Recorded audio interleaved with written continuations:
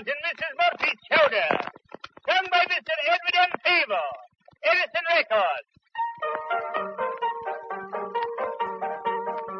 Hi, everybody. This is Jason Klom. In a second, you're going to be listening to episode 7 of Comedy on Vinyl with the delightful Bob Wiltfong and the one, the only Bob Wiltfong's mother, who makes a very brief appearance. I hope it's the one, the only. The reason the episode is so short is just because Bob had a schedule to keep, and I'm not going to be one to keep him back any more than I already have by asking him to be on my podcast. But it's a good episode. It's about Cheech and Chong's album Big Bambu. It's their second album ever. A lot of the sketches on it were big moments in comedy for me and Bob, so it was a lot of fun to talk to him. And we hope to have him on some future episodes that go on a little bit longer. Just wanted to warn you, it is just one of the shorter episodes. We are going to, fill it in with some clips and maybe some clips of Bob's work as well. So enjoy this episode this week, and make sure to check Bob out on Facebook.com. So there's another Facebook. Go to Facebook.org too, just in case. And check me out at adrinkinggame.com. And we're doing Better Off Dead this month, so please check that out. And thanks for listening to Comedy on Vinyl. Each man swore upon his life he'd never seen them before. So they were I think you can plastered talk up in with normal. mortar Okay. and were worn out at the And knees. I can try and not knock this with the headphones. Okay. That'd be fine. That's a good way to start a podcast. It's with a loud pop. All right, welcome to Comedy on Vinyl. My name is Jason Klom. Mike Warden's not with me this week, but with me this week is Bob Wiltfong. Hello, everybody. I'm Bob Wiltfong. Bob, you have seen, I'll guarantee you've seen him. He's on the Nationwide commercials. Yes. Is there a character name? Does he have a character name? No, he does not have a character name. The only thing that is known about him is his title is Right. the world's greatest spokesperson in the world. Which is pretty brilliant. It's fun. It's good. It's a good title to have. How long have you been doing it? It's going on 2 years now. Really? Yeah. That's pretty unusual. Unless Well, it's a big campaign, and so Yeah. they devote the time and resource to it. I've heard some people have described the campaign as ubiquitous, meaning it's everywhere, which another connotation of that word is annoying. So I can see both. Can be taken that way, but Yes. I've yet to hear anybody think it's annoying. Okay, that's So- good. And I like it, but I get excited to see you on TV. Ah, so that's thank you, that's Jason. good. Thank you. And also was on The Daily Show for what Yeah. years were you on The Daily Show? I believe it was I don't know the exact dates, but it's 2004 to 2005. I was Okay. on there for about a year. Okay. Yeah, just as Steve Carell was finishing up his tenure there is when I was on. Okay. Yeah. All right. So you've, you're one of the people from The Daily Show who had I assume it's the most unconventional, my brain's not working, the most unconventional route into comedy in that you actually started as a real news guy. Yeah. But at the same time, you obviously understand and love and appreciate comedy. So I'm sorry, I didn't even mention we're doing the Big Bambu. We're doing Big Bambu, the Cheech and Chong album tonight, and going over what we remember. So, Yeah. in what way did this inspire you or inform your future in comedy? Well, when you asked me what's a comedy album that your first inspiration, I thought instantly of the Cheech and Chong. Sister Mary Elephant Yeah. is a sketch from Big Bambu, and what resonated to me about that, I was probably 6 or 7 years old when I heard this, and I would listen to it over and over again, and I loved the difference in volume in it. Yeah. Because it has very, very slow paced, very low volume, very low energy character choice. Yeah. And then it builds to this crescendo of the teacher just repeatedly asking for the attention of an unruly class by screaming at the top of her lungs, Yeah. "Shut up." And as a 6 or 7 year old kid, just somebody screaming "shut up" at the top of their lungs is pretty amusing. That's awesome. But looking back on it, to me, there's a couple of things I respond to, at least if I could really reach back and say it influenced me, is one, I think it does a very good job of character. It's definable characters, which I've always responded to in my own comedy, of losing yourself in a very definable character that is identifiable. You can identify the human existence in the character. Sure. So that's at play there. There's the guy who does his essay on what he did on a summer vacation. Yep. And what do you really say? Right. The first day I woke up. It's just a brilliant, very simple but funny way to propose a character, writing an essay on that.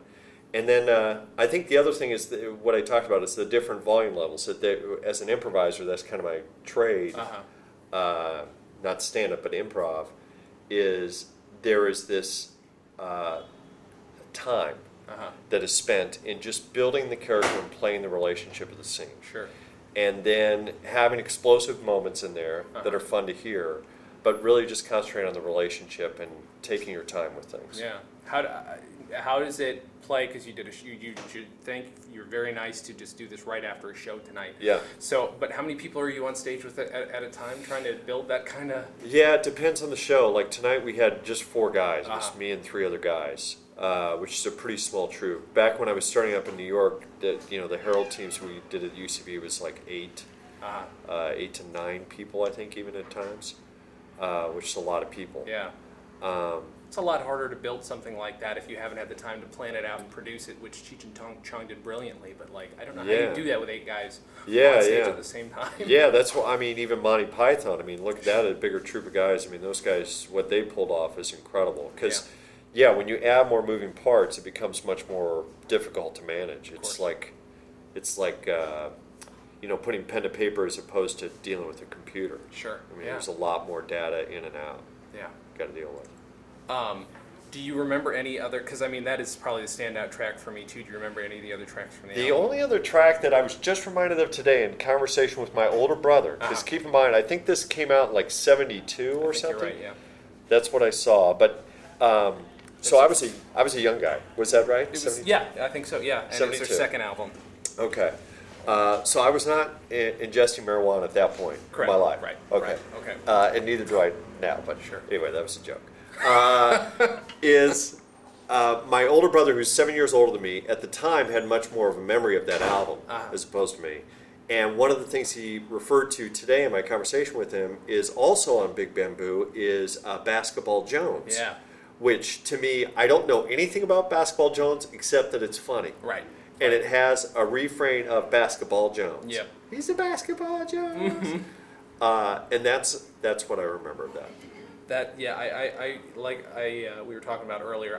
The first time I ever listened to these guys was not on vinyl. I'm unfortunately slightly the wrong age to have heard everything for the first time on vinyl. Yeah. It was all on a shitty tape that fell apart. Pardon my French. Your mother's here. My I apologize gosh. to Bob Wiltfong's mother. My mom is right over here. And you want to say hi? Potty mouth. Say hello to the audience. Hello. That's really my mom. That wasn't me in a character voice. That was really my mom. Okay. But yeah, we listened to a tape and it was all the greatest hits album, and I know that was on there too. Most of this album seemed like it was on that. Yeah. I don't know why this particularly stood out as their best stuff, but it was their first hit album. Yeah. And I am currently trying to download. Let me see if I can go to a couple tracks and just mention them and see if anything pops into your head. Okay. There's Ralph and Herbie, which I had forgotten about until I checked it out again. That was where they both played the No, brain damage from getting your head run over by the rear wheels. Hey, well, come on, let's do something. I'm dying for some action. Hey, Ralph. Hey, you smell what I smell? I sure do. Isn't that Fifi? Yeah, she's in heat again. Wow, that poodle's always in heat. Yeah, you know those Frenchies. Hey, well, let's call her over, okay? Hey, let me do the talking. I speak their lingo. Madame Meisel! Hey, bonjour! Parlez-vous hama hama? Hey, she's getting away. Let's go get her. Okay, let's go!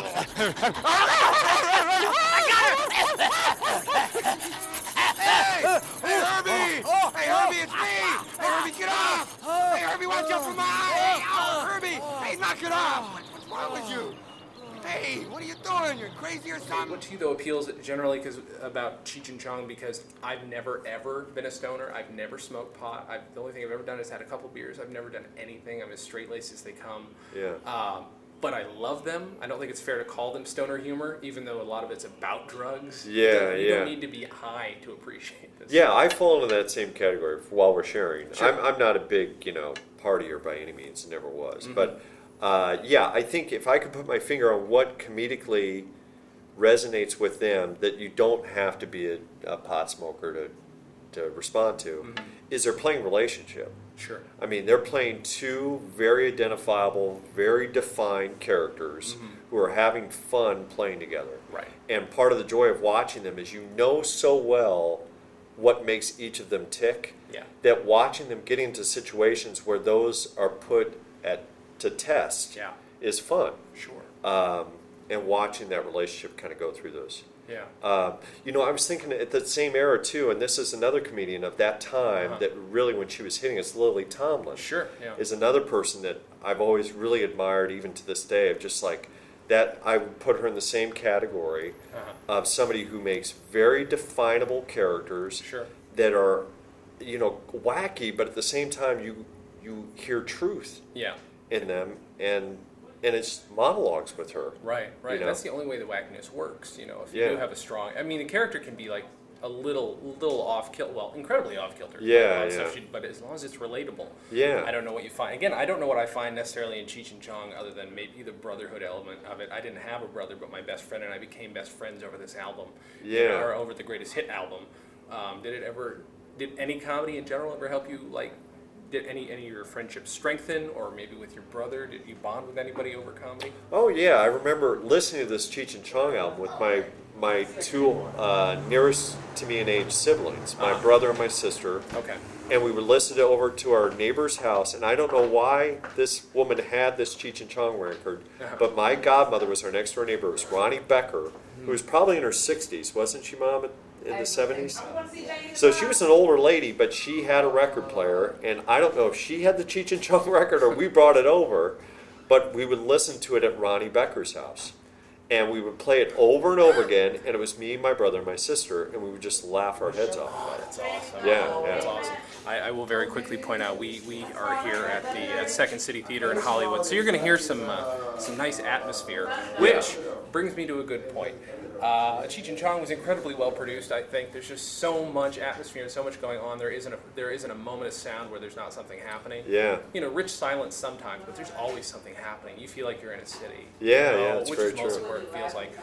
Anything stand out? I don't know if you've ever done audio comedy of any kind, so I don't know if it... I would love to do more of it. I think it's like a totally untapped. I need to listen to more podcasts. I'm sure there's some brilliant stuff on iTunes and stuff with just sound only comedy.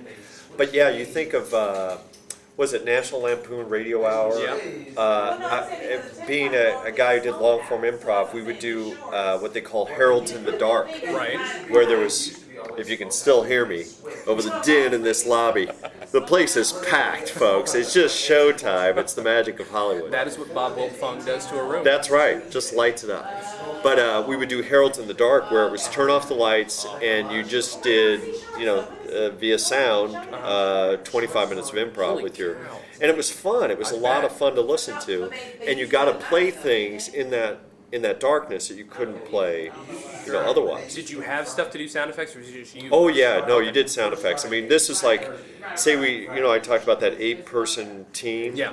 You had an 8-person team just sitting on chairs playing in the darkness. That's amazing. But so it gave you a great opportunity to play sounds as games. Sure. To make humor out of just the sounds. You can do so much more, well, maybe not more, but so many different things with a pause in sound than you can visually, you know what I mean? Yeah, because yeah. it's left up to their imagination. Yeah. And they were wondering what the hell's going on, and then a decision comes out of the dark, which is perfect. Like a decision or some kind of a choice or moment comes out of the darkness and it surprises you more. Yeah. At least for me. I totally agree. And I think there's something to be said, and I think I'm a big music guy. Respond to music.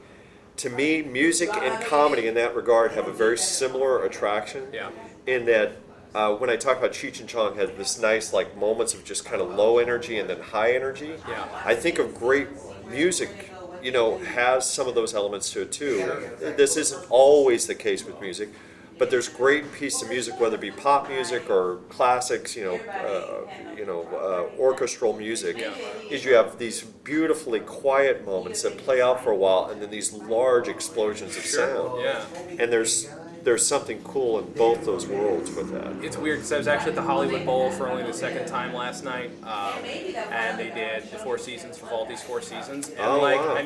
Emotionally, it's just even though I was freezing my butt off, emotionally, it drains you, and there's so much going on. Exactly what you're saying, but I can see. The whole time, I was picturing in my head a non-existent Charlie Chaplin movie. So comedy was the first thing that popped into my head, Wow, yeah. Maybe because of the association with classical, with orchestral score and Chaplin, but still, it just seemed perfect. Yeah, still yeah. do great comedy. Yeah, and it's interesting to watch a comedic movie, or an animated movie especially, without music. Yeah.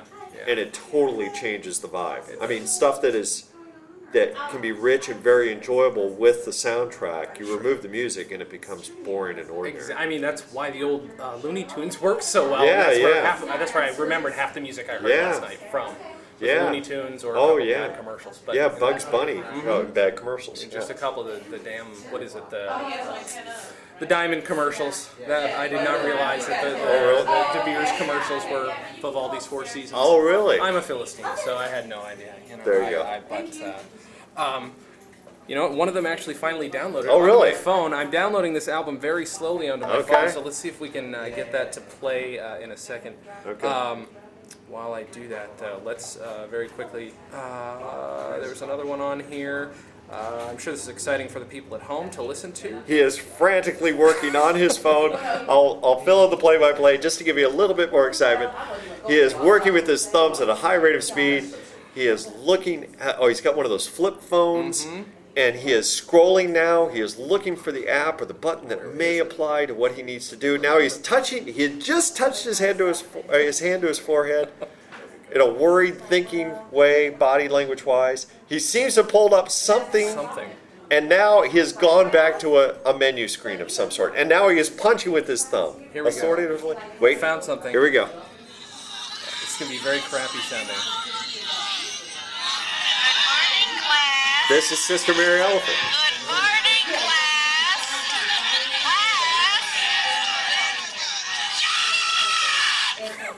That so makes me laugh. See, it does. Yep, it still kills me every time. Oh my god! I don't know who's doing. That's it. That's all. No, there's more. You're pausing. We can listen to the rest of it. Yeah. But it killed me. So yeah. Yes, read your essay, please. I don't have it finished yet. Well, then read what you have, young man. The first day, my vacation. What I did on my summer vacation. The first day of my vacation, I woke up. Then I went downtown to look for a job. Then I hung out in front of the drugstore. The second day of my summer vacation, I woke up. Then I went downtown to look for a job. Then I hung out in front of the drugstore. The third day of my summer vacation, I woke up. That's fine. Then I went downtown to look for a job. That's fine, young man. Then I got a job. Young man. Keeping people from hanging Young out man. in front of the drugstore. Young man. Thank you. That's great. So good. It's still good. Okay, I'm glad it still works. Yeah, it still works. Happy. I don't know why, like you said, I don't know why that is funny to hear, but it is funny to hear. And it's production-wise, it is like this cacophony. It's like a wall of sound, like, like definitely. Beatles style, but then it like complete silence. Complete silence, and it plays with it. You're right, and I love that moment. I had forgotten about that, where the I don't know, Cheech or Chong, whoever says it's the far out when the knife goes in. Yeah. It goes far out, man. Just those little asides. Yeah. And I those inform, because it allows you something every time you listen to it. Yeah. To hear something new. Yeah. And I obviously have forgotten half of it, and it's so good to Yeah, hear it's it such a again. cool world to play in, man. Now I'd be excited about creating like sound, like just radio comedy. I'm working on maybe doing an album like that again, because That would last be I did that in lovely, '99. I was 19, so it was kind of crappy at the time. But I got to make my own album. You know, I've been wanting to do that for years. But yeah, that would be fun. That'd be a lot of fun. I bet you if you got, anybody, you would think over time and hard work could make something really good. But I bet you could get an all-star crew of people to do something like that. Because at some point, since I did all that myself, it'd be great to actually, now that I'm in Hollywood, back then I was in upstate New York, now I could just get a bunch of people actually want to do it. Yeah. Yeah. Sign me up, man. I would do it. That'd be awesome. Yeah. That'd be so good. Yeah. Let me see. I'm trying to think. What are there other albums from the era, or any album just generally? My album life was pretty brief because I started to get into cassettes, and by that time I was into music more than albums. I remember Gilda Radner had an album that was out that was very funny, and I forget the bits from it, but I remember playing that time and time again. I think there was something about Let's Talk to the Animals. I think that's a Gilda Radner bit that was very funny on there. And then, of course, Steve Martin's Wild and Crazy Man and all that stuff. Wild and Crazy Guy. Those are albums that come to mind. Yeah. Bill Cosby I love, but I don't remember listening to him in album form. Okay.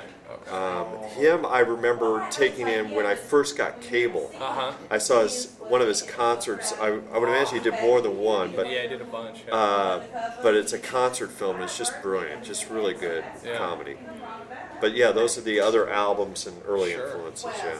Other than the fact that stoners will never die, what do you think keeps Cheech and Chong around? I mean, people still care. They did a concert. They did a tour 2 years ago. Yeah. I think I would like to think it goes to I've said it before, but I think it's very identifiable characters playing a relationship, and it's human. I mean, there's something about when that guy says "far out, man." Yeah. You know somebody in your life. It could be you at some points or somebody you're related to that is that person in that moment of being amazed by something that's truly moronic. Right. And that's that. I understand why that's still enjoyable to take in. Just like Monty Python and all those guys, it's the human experience in comedic form. Hey, man, where you been all day, man? I had trouble getting you on the phone, man. On the phone? Yeah. Oh, wow, man. I don't even have a phone. Oh, well, that's probably why I had trouble getting you then, man. Hey, what you doing, man? Just watching TV, man. Watching TV? What are you watching, man? I don't know. It's a movie about Indians, but it's really boring, man. Hey, man, that's not a movie, man. That's a test pattern, man. Oh, far out. All right, good. This is going to be a super short episode because I want to let you go. Oh, thank you, Jason. But let's real quick. Just is there anything you want to plug? I'm going to get this up tomorrow or Friday. So Yeah, well, I'm doing the Dad Show here at the Second City in L.A., Hollywood, right on Hollywood Boulevard. That's what you hear, this humongous crowd that's been in the lobby here. We've just set up ropes and we've got massive security. We're holding them back right now. Oh, my God. We're up here every Wednesday evening at 8 p.m. for the month of August. I'm currently working on a one-man show that will be up sometime in the fall in L.A. You can Facebook friend me. My name is Bob Wiltfong. I have no problem accepting you into my friendship circle, and I'll plug my shows that way as well. Cool. And buy Nationwide Insurance. Yeah, buy Nationwide Insurance, please. They're on your side. That's what I hear. Yeah. I hear it a lot. Yeah. Thank you, Bob. Yeah, thank you, Jason. I appreciate it. Good stuff. Yeah, thank you, They man. can hear that handshake. I'm sure they Yes, that's right. That was a very firm handshake. All right, everybody. Thank you very much. Comedy on Vinyl, Episode 7 with Bob Wiltfong. Have a wonderful thing. The overalls in Mrs. Murphy's chowder. Comedy on Vinyl is recorded at Fort Awesome Studios in Burbank, California. Go to comedyonvinyl.com to follow us on Facebook, Twitter, and Tumblr. Our producer is Mike Warden, and our editor is Jason Klom. Comedy on Vinyl is a production of Stolen Dress Entertainment. To see what else we're up to, go to stolendress.com and look at our podcasts, our books, our blogs, our videos, and anything else that might strike your fancy. And if stolendress.com is too long for you, you can always go to goo.gl/Y, S, Q, Z as in zinc, F. And he excused himself for what he said that night. So we put music to the words and sang with all our might. Who threw the overalls in Mrs. Murphy's chowder? Nobody spoke, so he shouted all the louder. It's an Irish trick that's true. I can lick. Nationwide Insurance, I'm all ears. I bought my policy online, and I haven't heard from the company since. When Pam switches to Nationwide Insurance, we're not going to treat her like Policy 413. We're going to treat her like Pam. Get to know her. Be proactive. Oh, and rename the company Nation Pam. Oh. Done. Nation Pam is on yours. Sam, we'll make that work.